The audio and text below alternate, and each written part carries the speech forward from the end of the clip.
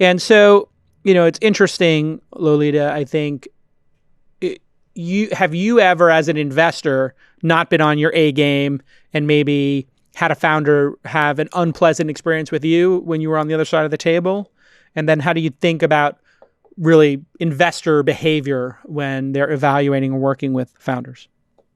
Yeah. So, I think it's hard to say, hey, as an investor, I've always been perfect, or vice versa. The founders have always been respectful, because the facts are that on both sides of the table, sometimes there's behavior that you'd rather not see. Right. Yeah. And I can tell you, for example, I was talking to a woman of color at one point, and I was reviewing her deck. I jumped on the phone call. I asked her some pretty difficult questions in terms of her business, and she actually took it quite personally.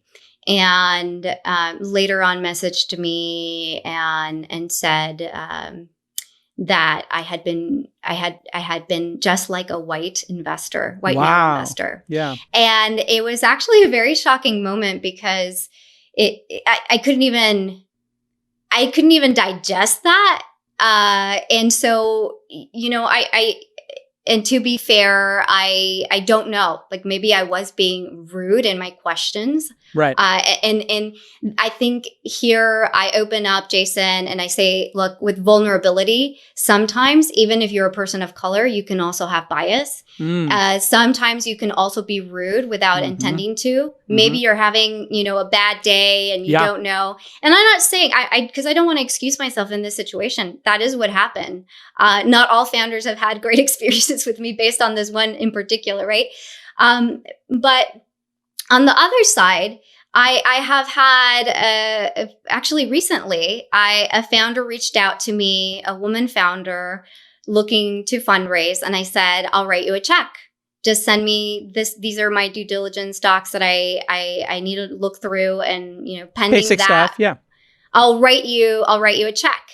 A couple months later, I get an email saying, it was a bit of a passive aggressive email saying, oh, too bad you missed out on the round. We closed with X, Y, and Z. And I responded and I said, I told you to just send me the term sheet, actually. And then I had gone through the stuff.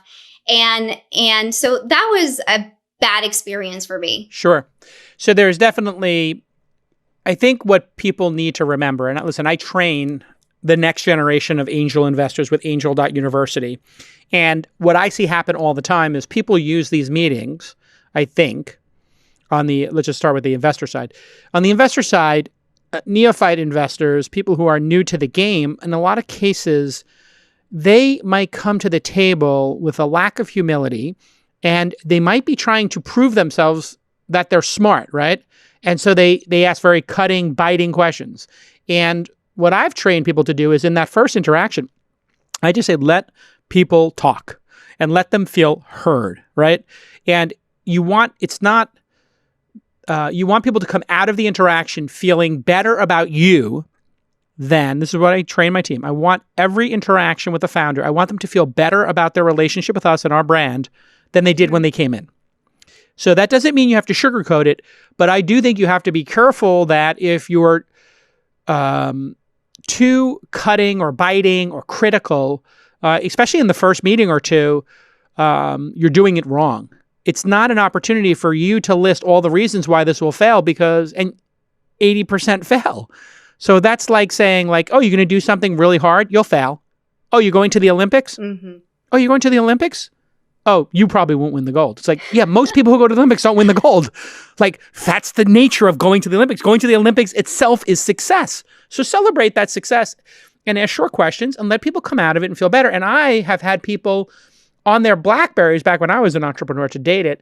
I had somebody on their BlackBerry while I was pitching, and I stopped the meeting and I got very upset, but I didn't show how upset I was. I just stopped talking and I just stared at the person until their partners kicked them and said, and I said, I just don't want you to miss this because I flew up here to meet with you and I've got 30 minutes and I just don't want you to miss this. And then they apologized for that. You have to be super vigilant and careful, because also on the other side of the table, founders are putting themselves out there. You got to remember, they might have gotten 50 no's, right? And they might be just absolutely exhausted from this process, which you pointed to, Tom, exactly how exhausting this is.